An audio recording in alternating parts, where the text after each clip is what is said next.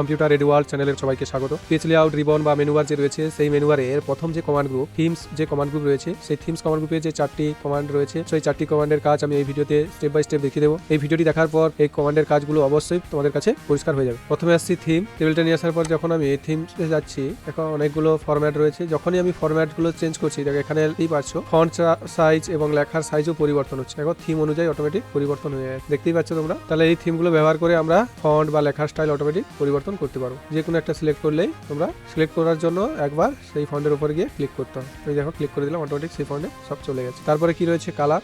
এখানে দেখো কালারে যখন আমি ক্লিক করছি একাধিক কালার চলে আসছে। কালার যাবে এখানে থিমের যে কালারটা রয়েছে অর্থাৎ উপরে যে দুটো কালার রয়েছে দেখো ওই দুটো পরিবর্তন হচ্ছে অটোমেটিক। যেখানে গিয়ে ক্লিক করবে সেটা ওখানে সেট হয়ে যাবে। একবার ক্লিক করলে ওটা সেট হয়ে যাবে। যেটা তোমার পছন্দ সেটাতে সিলেক্ট করে ক্লিক করবে, দেখো পরিবর্তন হয়ে গেছে। এই কালার মানে আমাদের বুঝে নিতে হবে যে এটা থিম কালার। এরপরে ফন্ট, এরপর রয়েছে ফন্ট অপশন।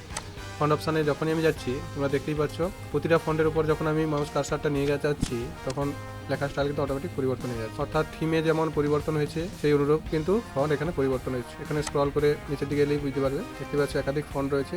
যেটা তোমাদের পছন্দ সেটা সিলেক্ট করলে সেই অনুযায়ী লেখা বা ফন্টের স্টাইলটা পরিবর্তন হয়ে যাবে। একবার ক্লিক করলে ওটা সিলেক্ট। ইফেক্ট দেখো এখানে এগুলো সাধারণত ঠিকমতো কাজ বোঝা যাবে না। এগুলো হচ্ছে টেক্সটগুলো যখন একদিক থেকে অন্যদিকে যাবে এগুলো ঠিকমতো কাজ করবে, নাহলে জাস্ট একবার এবার ঝটকা টাইপের দেখাচ্ছি। যখন আমরা উপর দিকে যাচ্ছি অর্থাৎ যখন আমরা ওপেন করবো এরকম একবার এফেক্টটা কাজ করবে। একাধিক রয়েছে এফেক্ট।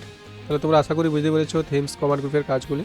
এর পূর্ববর্তী ভিডিওগুলি আমি তৈরি করে রেখেছি, অর্থাৎ ইনসার্ট রিবন এবং হোম রিবনের প্রতিটি কমান্ড গ্রুপ ধরে আলোচনা করে রয়েছে। তোমরা যদি দেখে না থাকো অবশ্যই ভিডিওটি দেখে উপকৃত হবে। আমি এইভাবে প্রতিটি রিবনের প্রতিটি কমান্ড গ্রুপ ধরে ধরে আলোচনা করে দিয়েছি পূর্বে, এবং এর পরবর্তী ভিডিওগুলো তোমাদের সামনে ওইভাবেই উপস্থাপন করব। তাই তোমরা অবশ্যই চ্যানেলটি সাবস্ক্রাইব করে রেখো এবং তোমাদের কিছু যদি বলার থাকে নিচে কমেন্ট করে বলতে পারো।